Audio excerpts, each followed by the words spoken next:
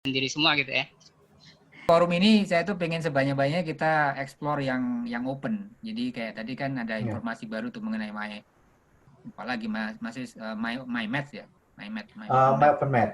Untuk latest ada juga yang online. Jadi kita bisa share dengan mahasiswa, untuk pokoknya kita bikin paper sama-sama itu kita bisa share. Ya. Oke, kita dengarkan dulu Mas Bang Is nih, bentar. Oke, silakan.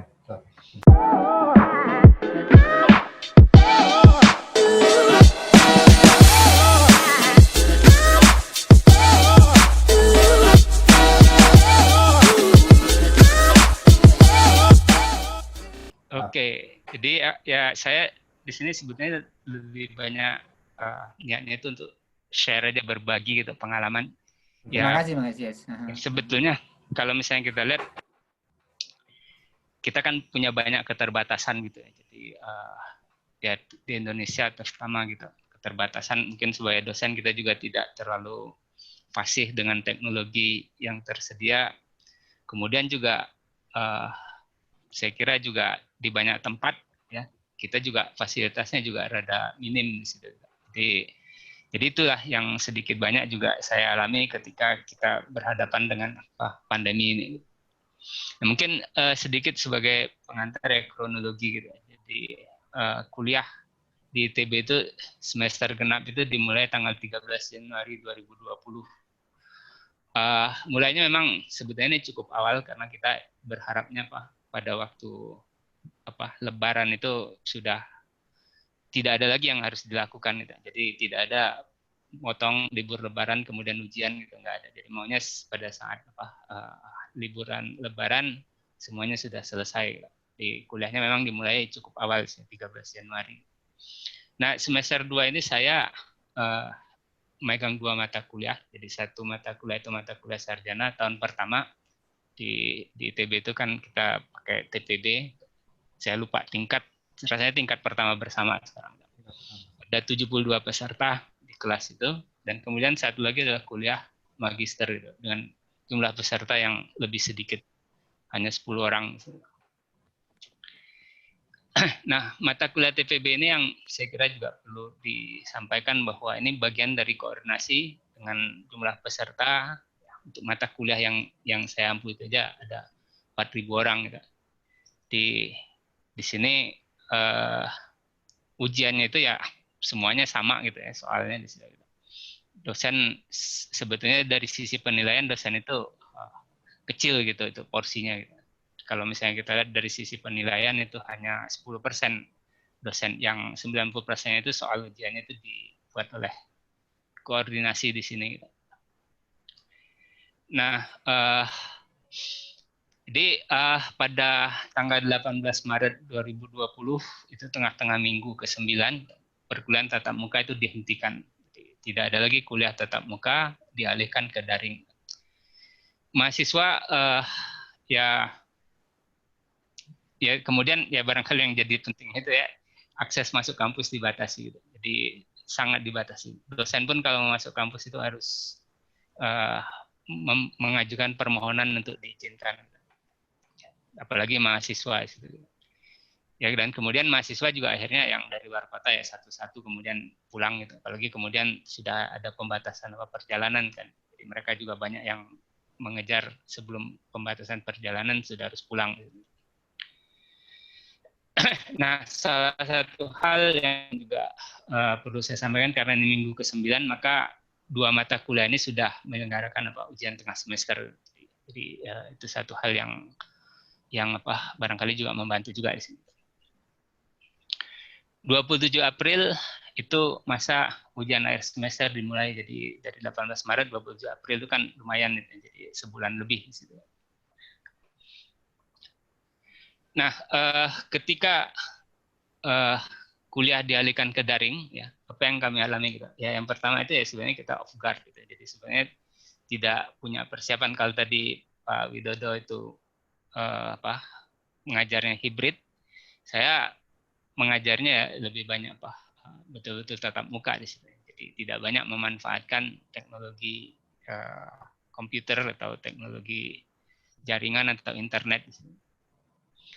mungkin itu yang membuat off guard. Tapi ada satu hal yang sebetulnya juga agak, ya saya katakan rada beruntung juga, karena ITB itu sebenarnya sudah mendorong dosen untuk mengimplementasikan pembelajaran daring. Jadi sebelum wabah ini terjadi, itu ITB sudah mendorong dosen supaya belajarlah untuk memberikan mata kuliah daring. Pada semester genap, jadi tahun yang lalu itu, dosen itu sudah diwajibkan sebetulnya untuk merancang dan menjalankan kuliah daring untuk 3 minggu atau 3 kali pertemuan gitu. Tapi ya walaupun katanya di sini wajib, tapi sebenarnya belum di-enforce gitu. Jadi artinya ya pada akhirnya juga masih banyak juga dosen yang, masih cukup banyak dosen yang belum melakukan ini. Jadi saya mencoba pada waktu itu. Nah, pada waktu itu jadi berdasarkan yang saya lakukan di semester genap ini adalah perkuliahan yang sifatnya asinkronus. Jadi artinya Pak ya kita tidak bertemu pada waktu yang sama. Jadi artinya saya cuma meninggalkan materi kuliah di LMS, kemudian mahasiswa bisa mengaksesnya pada waktu dan dari tempat ya terserah dia gitu. Dan sebetulnya itu kan yang sebenarnya menjadi esensi dari pembelajaran daring gitu. Jadi tidak terikat pada tempat dan waktu gitu. Nah, kami di ITB menggunakan LMS Moodle dan saya mempersiapkan ya sebetulnya hanya untuk 3 minggu itu, jadi saya buat untuk betul-betul 3 minggu, padahal sebenarnya akhirnya 3 pertemuan juga cukup. Saya saya lupa pada waktu itu saya dipinjami oleh lisensi Camtasia oleh unit yang bertanggung jawab di ITB ini, atau mungkin rasanya saya pakai ini ya, kan dia ada free license selama beberapa waktu gitu. Jadi rasanya saya pakai salah satu dari 2 itu gitu. Nanti saya bisa berikan contohnya di sini apa yang saya lakukan, apa yang saya buat di sini. Nah, jadi ketika kemudian ITB memerintahkan supaya perkuliahan itu dijalankan secara daring, ya saya sedikit banyak sudah ada tahu juga gitu tentang perkuliahan daring itu sedikit banyak. Tapi pertanyaannya badannya apa yang terus mau dilakukan? Apakah akan menjalankan yang menyiapkan bahan untuk perkuliahan asinkronus?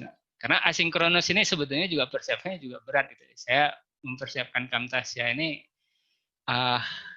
ya merekamnya juga saya lakukan di rumah gitu, dan kalau melakukan di rumah itu nggak bisa gitu siang-siang gitu ya, karena ya katanya apa sih yang lewat itu tahu bulat gitu kan, atau sari roti gitu kan, ya ntar masuk sini. Jadi saya buat rekaman itu jam 2 pagi gitu sebetulnya. Jadi khusus bangun untuk supaya rekaman.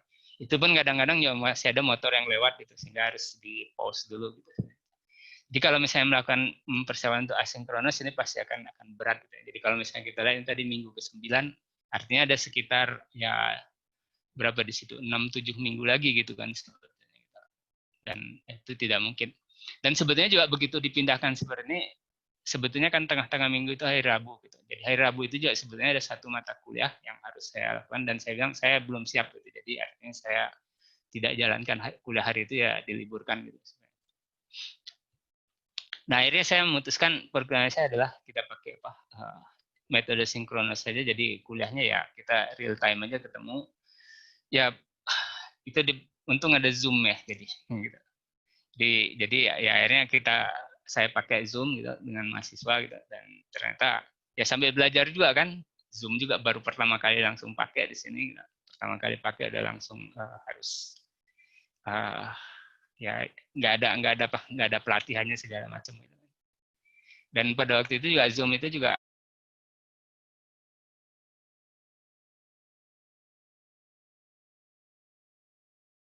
Halo? Keputus ya?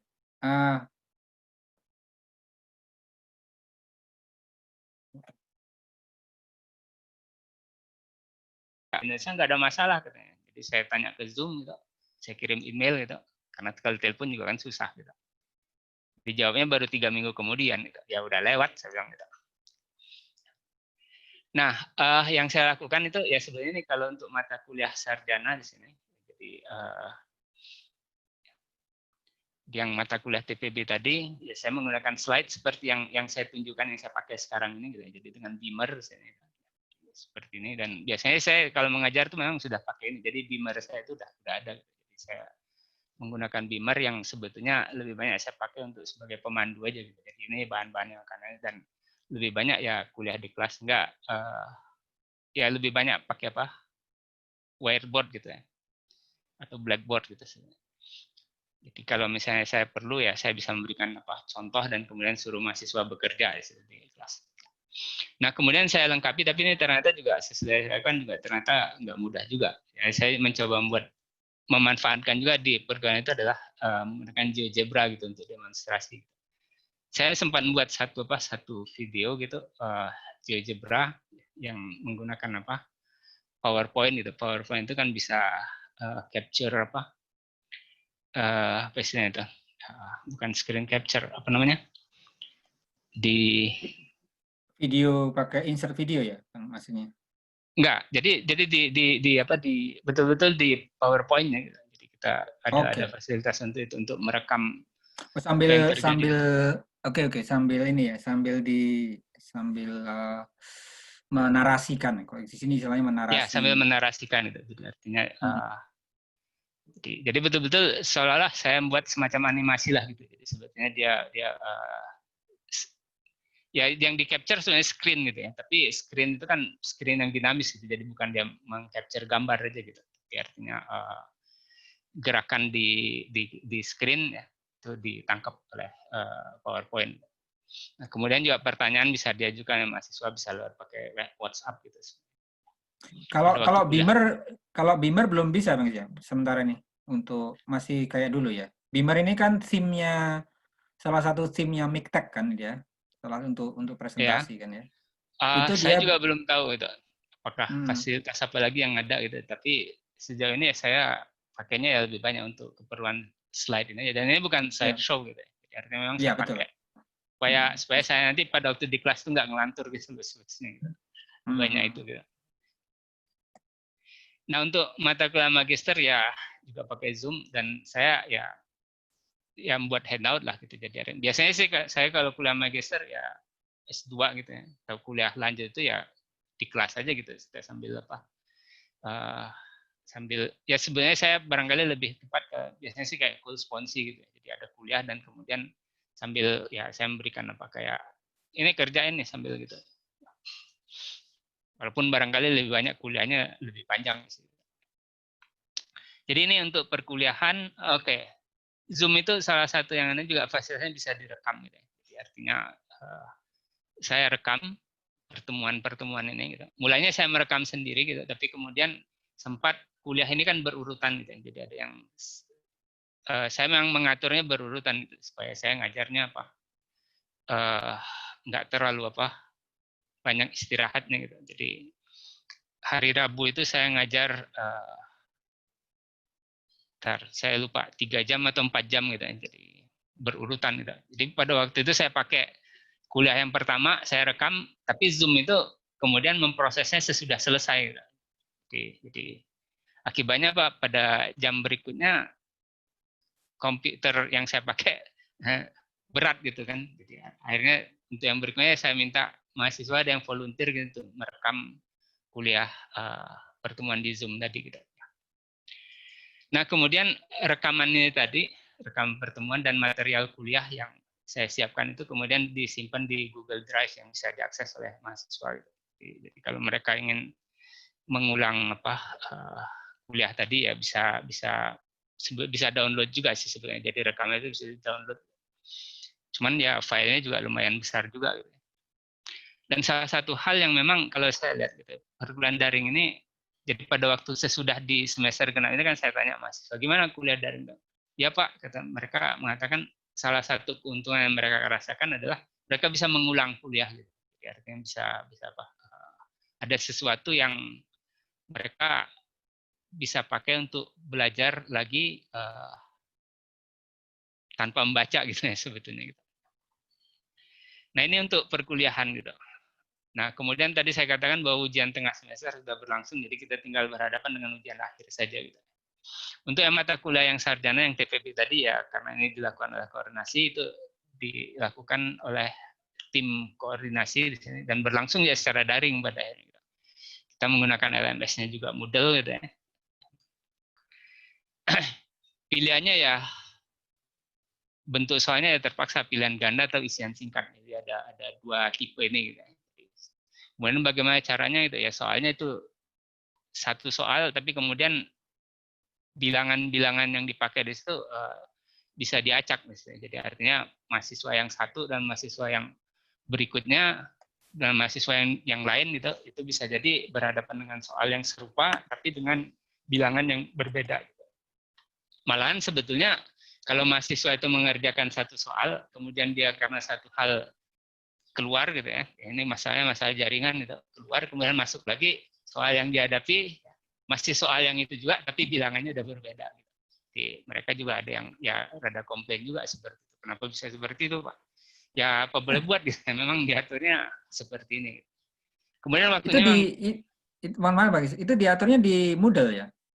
Di Moodle. Jadi memang pakai ada yang namanya Numbas di situ. Jadi Numbas, oke. Numbas. Jadi karena Moodle itu bisa mengakomodasi yang seperti itu. Sebetulnya ada alternatif lain gitu untuk LMS di TB itu, tapi kemudian pada akhirnya ya lumayan juga ada perdebatan juga gitu ya. Akhirnya kita yang di kuliah ini pakainya Moodle juga. Nah, waktunya dibuat terbatas gitu. Kalau nggak salah sekitar 3,5 menitan gitu per soal, 3,5 sampai 4 menit per soal. Ini sebetulnya memang salah satu concern yang besar dari kita adalah masalah integritas ujian gitu ya. Jadi apakah mereka mengerjakannya secara jujur atau tidak. Dan berdasarkan pengalaman juga di tempat lain juga ya ada gitu. Dan saya juga nggak tahu, mungkin juga di kuliah ini juga ada gitu ya kecurangan yang terjadi. Kemudian satu lagi itu mereka mengerjakan itu tidak bisa mundur. Jadi kalau misalnya mereka mengerjakan nomor 1, kemudian pindah nomor 2, nomor 3, udah nggak bisa kembali lagi ke soal 1, 2. Jadi kalau 1, 2 dia lewati, dia nggak ngisi gitu, ya udah jawabannya akan kosong aja. Gitu. Nah, karena ini ujiannya daring gitu, kita juga nggak tahu mahasiswanya di mana gitu ya. Ini open book itu ya nggak bisa ditawar lagi gitu ya. Mereka harus melakukan ujian dengan open book. Bukan harus sih, mereka dibolehkan untuk open book. Nah, supaya ini mahasiswa itu cukup siap gitu berhadapan ini, ya kita mengadakan latihan ujian. Dan kemudian saya juga menggunakan ada kesempatan untuk kuis gitu. Saya pakai aja supaya tipenya juga seperti ini gitu. Nah, ya karena jumlahnya banyak gitu ya. Sebetulnya itu juga sudah diatur gitu, ada beberapa sesi gitu. Seperti yang sekarang aja yang SBMPTN gitu kan, itu karena langsung di situ pakai sekian banyak sesi gitu. Ini juga sesinya banyak karena kita juga nggak ingin jaringan itu terlalu terbebani sehingga crash. Karena ada juga sih ujian yang lain itu yang sampai crash gitu. Jadi walaupun sudah diatur seperti itu, ada sesi-sesi dan kemudian servernya juga dibuat banyak di situ, masih tetap aja masalah teknis itu terjadi. Jadi khususnya jaringan. Dan ini jadi persoalannya karena mahasiswa itu juga tidak semuanya punya akses ke jaringan yang bagus.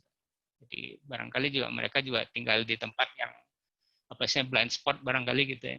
Ya dia harus pindah ke tempat lain gitu. Ini satu hal yang ya saya pikir juga terjadi gitu. Nah, untuk mata kuliah yang magister ya buat saya sih ini nggak terlalu memberatkan. Jadi saya pakai juga Moodle juga di situ.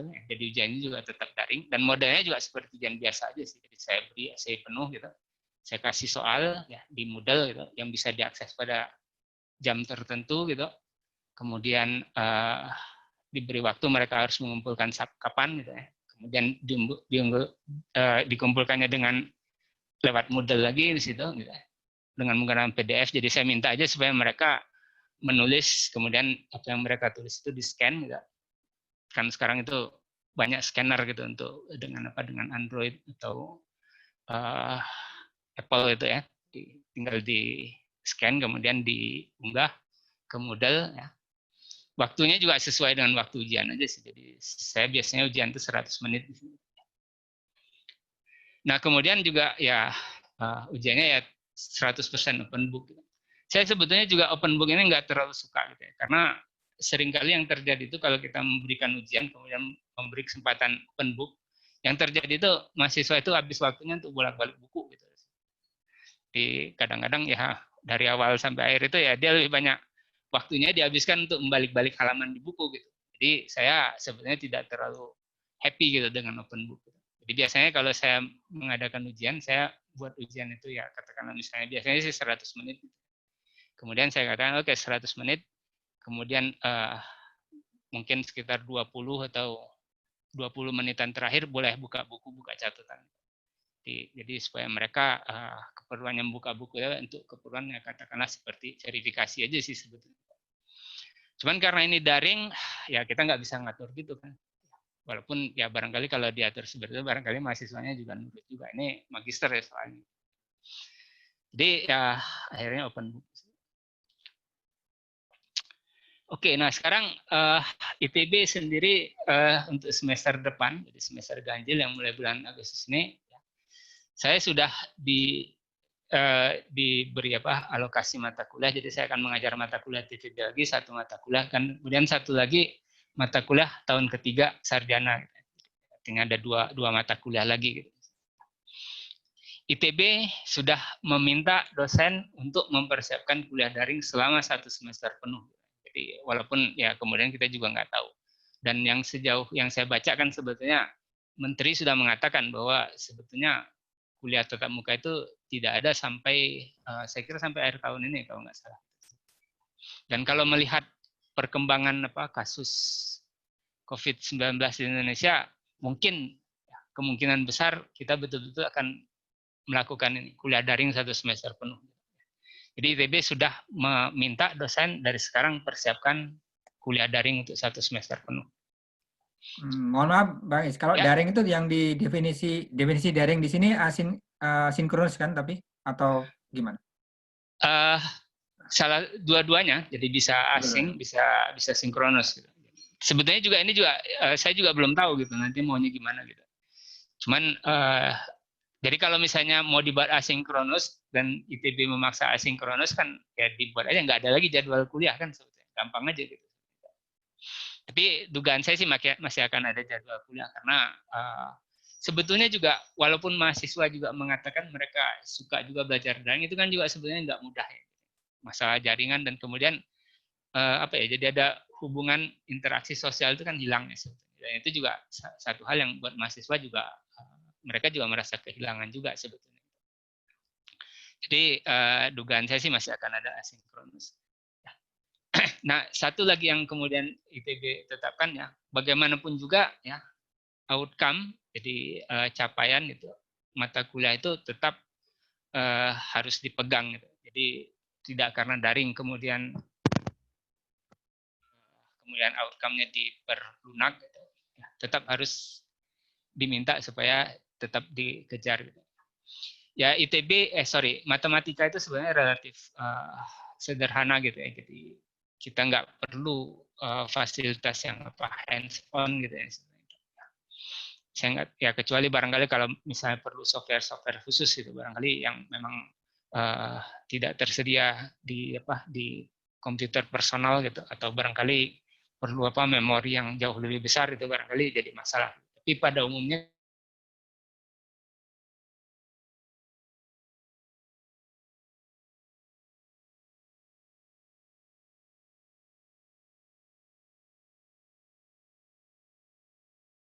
jadi malah barangkali jadi lebih produktif. Jadi ini outcome ini masih tetap harus dikejar. Nah ITB juga memberikan pelatihan singkat gitu ya kepada dosen untuk membuat video pendek. Jadi sebetulnya ITB juga meminta supaya dosen itu menyiapkan video-video pendek gitu, sekitar 5 menitan gitu, untuk sepanjang 1 semester ini.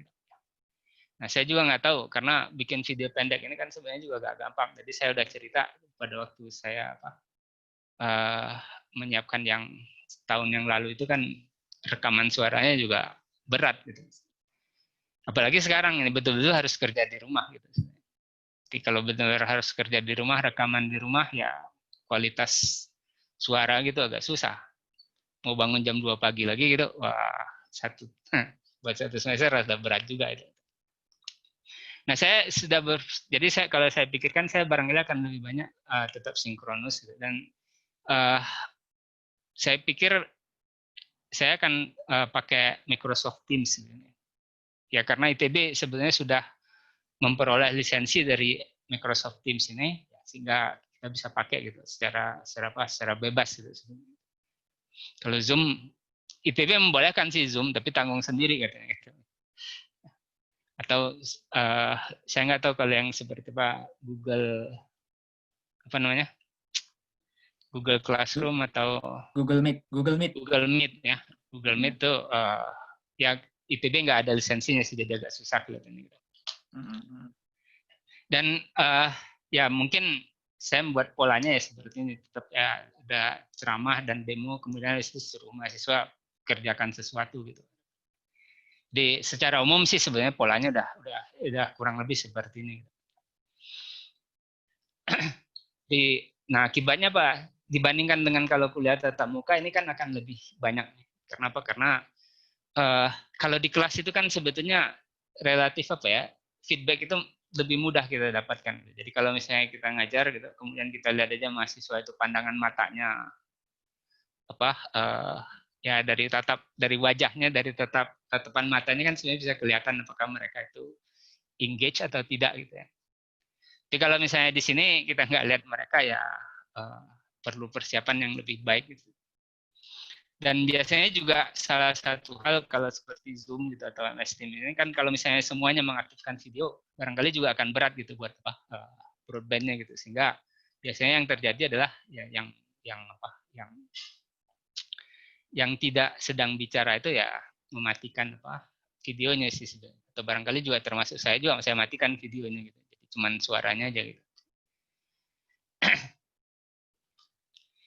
Oke, nah sekarang ya sebetulnya sesuai dengan judulnya kan banyak tentang challenges dan opportunities. Saya lebih banyak yang melihat challenges-nya sih sebetulnya. Jadi sebetulnya kalau kita mengajar daring ini kan pada skala level mikronya itu adalah bagaimana kita menjaga agar peserta tetap terlibat dalam perkuliahan. Sebenarnya ini dalam kuliah tatap muka juga terjadi juga sih. Jadi, makanya tadi saya katakan kalau misalnya mereka kelihatan dari wajahnya atau dari pandangan matanya itu kemana-mana gitu ya, kita bisa langsung tahu ini ada sesuatu sehingga kita bisa langsung mengambil tindakan.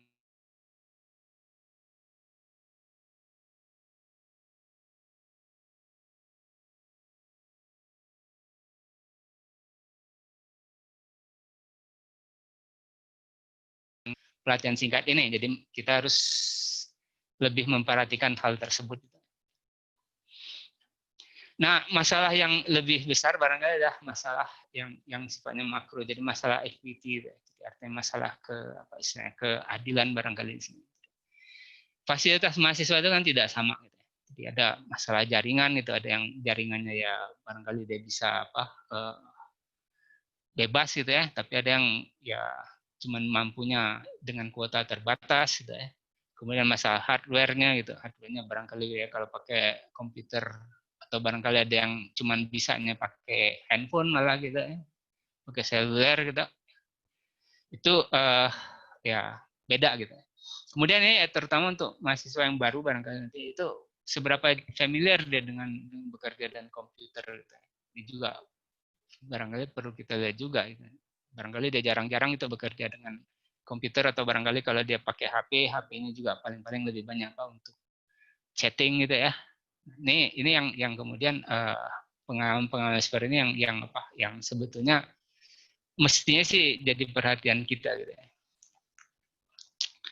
Kemudian yang juga perlu perhatian itu kalau kita belajar di perguruan tinggi itu kan ada derajat kemandiriannya kan meningkat ya, dibanding kalau pada waktu di sekolah. Kalau di sekolah itu kan lebih banyak diatur oleh guru. Gitu.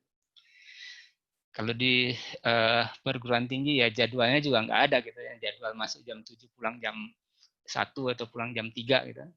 Kuliah bisa ada pagi kuliah, kemudian kosong, kemudian sore kuliah lagi gitu. Jadi mereka harus bisa mandiri, bisa mengatur waktu gitu. Kalau di sekolah barangkali kalau misalnya prestasi itu nurun, ya akan ada guru yang kemudian bilang kamu pergi ke BK gitu. Tapi kalau di sini barangkali juga di perguruan tinggi agak enggak seperti itu. Nah, belajar mandiri itu sebenarnya satu hal ya, perlu learning skills tertentu. Gitu. Jadi bagaimana mereka membaca, gitu. Bagaimana mereka apa sih melakukan internalisasi gitu ya terhadap apa yang mereka pelajari. Jadi bagaimana mereka memasukkan apa yang dipelajari ke dalam sistem memori mereka gitu. Nah, celakanya sih kalau saya lihat banyak mahasiswa baru gitu, yang ini tuh mereka lack gitu. Jadi learning skills-nya itu kurang gitu, sehingga harus ya diperkenalkan dulu gitu. Nah, dengan kuliah daring ini sebetulnya hal seperti ini jadi hilang. Gitu. Kalau misalnya di kelas itu masih bisa gitu kita melihat gitu ya. Jadi kalau misalnya ada yang mengalami kesulitan gitu. Dan juga sebenarnya kalau untuk matematika di ITB juga untuk mahasiswa baru jadi mahasiswa tahun pertama itu kan sebenarnya juga ada fasilitas-fasilitas yang disediakan gitu. Jadi istilahnya kita punya PMAC gitu, Mathematics Aid Center gitu. Mahasiswa kalau dia punya masalah bisa dia datang ke situ, kemudian akan ada asisten gitu atau dosen muda yang membantu mereka di situ. Kalau daring saya nggak tahu nanti apakah fasilitas seperti ini masih akan ada. Saya kira buat sementara ini yang bisa saya paparkan. Saya nggak tahu apakah mungkin ya kalau misalnya ada tanya jawab atau barangkali Pak Widodo mau melanjutkan itu. Nanti contohnya bisa belakangan aja ya. Mumpung Mas di equity, kebetulan ada yang bertanya tentang equity juga ini Bang. Ini terus Bang Is gimana Bang, mengenai gimana toleransinya gitu Bang? Kalau dengan kan saya juga mengalami juga sama dengan masalah ini.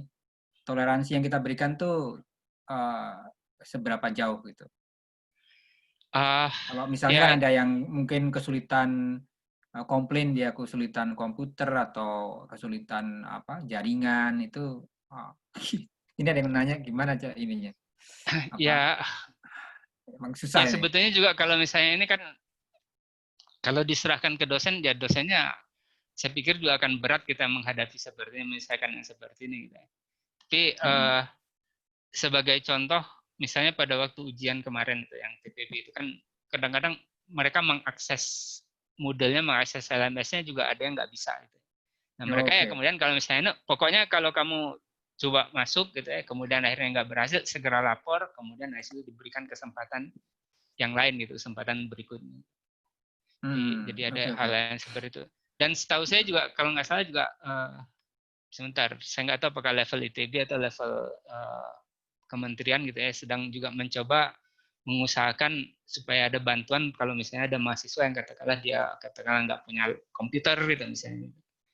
Dan saya juga nggak tahu kalau masalah jaringan tadi kan ada masalah kayak keterbatasan kuota gitu ya. Ada yang kuotanya loss gitu tanpa batas, tapi ada yang barangkali dia ya kalau kuota tanpa batas ya nggak mampu gitu ya. Kalau kemarin itu juga sebenarnya juga ada bantuan-bantuan seperti itu, tapi saya nggak tahu seberapa efektifnya. Mungkin itu juga bisa dilakukan lagi gitu ya. Saya kira itu jadi akhirnya ya sebenarnya kalau saya sih ya barangkali saya berharap ya perguruan tinggi gitu yang sebetulnya bisa menyadari ini dan kemudian membuat kebijakan yang berlaku untuk semua dosen, semua mata kuliah gitu sebetulnya. Jadi betul. kalau diserahkan ke dosen ya barangkali nanti akan buat dosennya juga berat dan barangkali mahasiswanya juga akan bertanya-tanya kenapa dosen yang satu ini bisa gini, yang satu lagi enggak gitu.